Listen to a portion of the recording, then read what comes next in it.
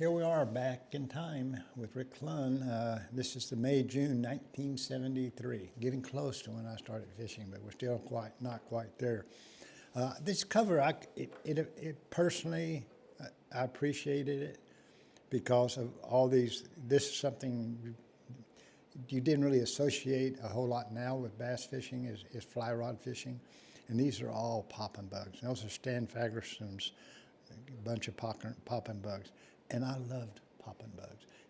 The last back in time, I told you about Fairmount Park, and I told you about going back into behind Fairmount Park, the subdivision we lived in, and there was rice canals and reservoirs back there, and I loved to fish them. Sometimes it's harder and harder to do because there's so much fishing pressure nowadays. But when you finally sneak into an area that you think nobody else is in, it's got this magical feel to it, and you think there's giant bass in there waiting for you.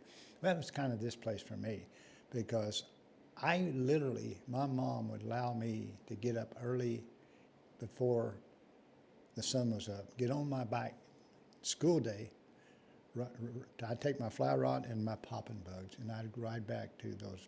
It was about a mile behind Fairmount Park, and I'd ride back to it. Dump my bike in the weeds, and I'd go back, and I'd be wading waist deep in these creeks in the morning with my fly rod and popping bug. And how certain things in our memory never, ever will go away. One morning, maybe one of the second or third mornings I actually did this wading, I threw my popping bug out there, and you're kind of popping it back, and all of a sudden, about from here to maybe 6 feet in front of me, a giant hits it. Well, probably a 3 and 4 pounder. Back then, that was a giant. And I mean, I got up on the popping rod. I didn't use it in my hands like this. I threw it and put it in my mouth, like this. And that 4 pounder ran between my legs, and I'm in the water, and goes around and jumps behind me. Finally, I get my leg over the line, get it back, and I finally catch the fish. And I was so excited. 3 or 4 pounder, I didn't hardly catch them that big back then. And about that time, I heard my mom's car honking. Oh, no. And it was my first catch and release fish, because I didn't have anywhere to put it. We were going to get in my mom's car. We were going to drive to school. I was going to change clothes at the principal's office and go to school. So I looked at it, and finally I just released it. And it was kind of satisfying to see it kind of swim away. And I raced back to my mom's car. She had a brand new change of clothes in the car for me, and we went to school. So that reminded me of that popping bug.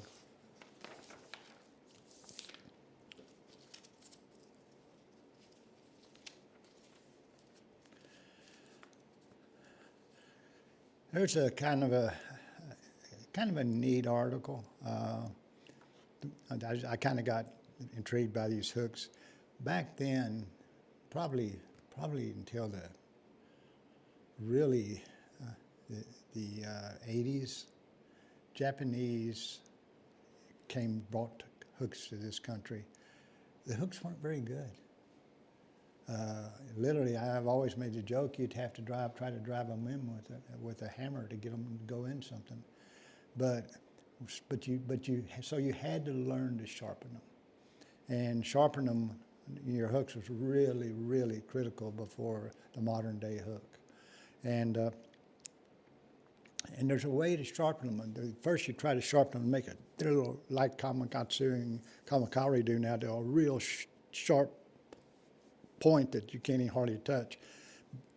You do that, but if you make a sharp point, it sometimes is brittle, and it breaks and it bends.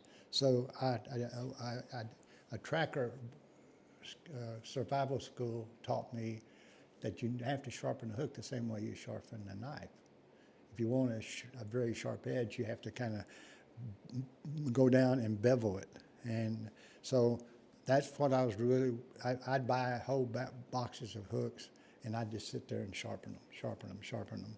And nowadays, you don't have to do as much of that because the hooks are so sharp, and some of them, like Kamakari, they do have that bevel point, so they can survive bumping through rocks, hitting the hard part of a fish's mouth without bending and breaking.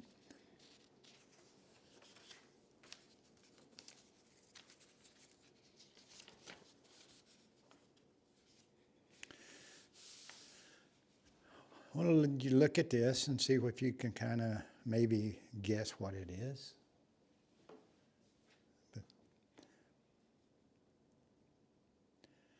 The one thing I haven't mentioned through these back in time books and looking at the evolution of the boats is the kill switch. This guy's, back then there weren't any. And this guy's telling you how to make your own kill switch, which was brilliant. You know, of course, the companies caught on real quick and they started. And I think the boating, whatever they call that group, they started demanding that you have a kill switch on your boat. This guy, he just attached it, I think, to his key. When you went flying out of the boat, you had this string tied on you, you just yanked the key out. Ideally, that was the way it was supposed to work. Now here is that reel again, and the one I'd written thumb bar on. Again, this is a 5500C. Now it's showing kind of an internal version of it, but it was that same reel you saw earlier with just a little bit better, you know. This reel was made in Sweden, and it was the finest. It was made like a watch. It was the finest reel that I've ever used. It's even hard to find a reel that's this good and this durable even nowadays, even though there are some very good reels nowadays. But the one thing I pointed out on this reel, and it's still on this one, is the thumb bar. And I'm jumping ahead in time a little bit here, but when I won my second classic in 1977, Abu Garcia hired me, flew me to New York, set me down with all their engineers with this watch-like reel, and said, how can we improve it? And at first I went, dang, it's real, it can't get any better. And then it hit me. That little deal that you have to click. See, every time back then, you see that little metal thing there, you had to put, there was no thumb bar. You had to hold this, put your finger on the spool, then reach up with the other hand and push that release button, and then you could cast. And then, you know, you reel. But every cast, you had to do that.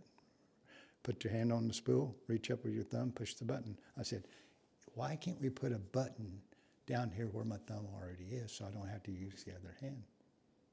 And they said, that's interesting. And anyway, that's where the thumb bar started. Abu Garcia started the thumb bar. And that was my idea. And Rick Clunn ain't smart enough to copyright it. And neither were they. And I actually got about 2 years ago, before he died, the owner and CEO of Abu Garcia, and I'd actually forgotten about it. He died here 2 years ago, but he sent me a book that he'd written about the fishing industry and Abu Garcia. And he said, and then he signed it, thanks Rick Clunn for that great idea with the thumb bar you gave us. And so that's where it all came from. And now every reel in the country has a thumb bar on it.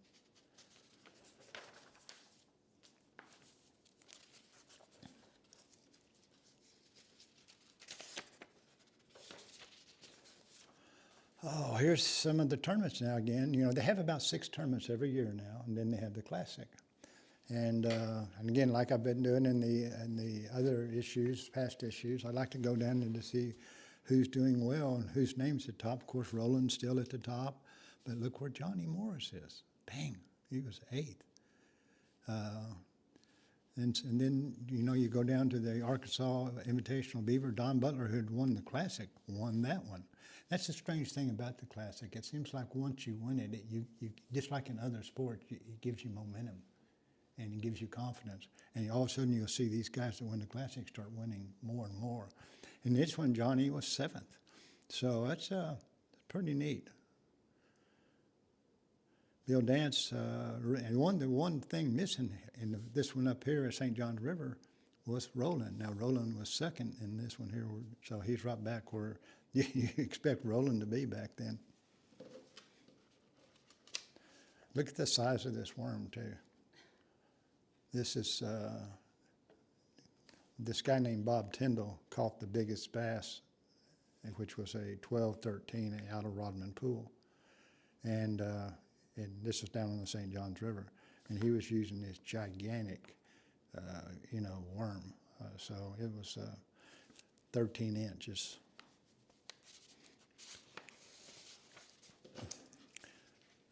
Like I said too earlier, Tom Mann, I'll never forget that his rep group came to our bass club in Pasadena, Texas at one of our meetings, and he brought all these jelly worms, Mann's jelly worms in. And of course, Tom was a Cherokee Indian, and he liked to associate everything a little bit with the natural world.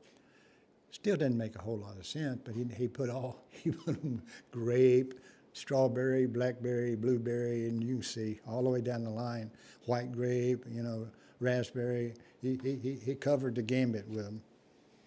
But that was Tom Mann's jelly worm, and I did use them quite a bit. Nick Cream was the first one that came with a plastic worm that I remember. And then the jelly worms, and then there was, the flip tails and so many others. That's going to wrap it up on May, June 1973. See you next July, August, I guess.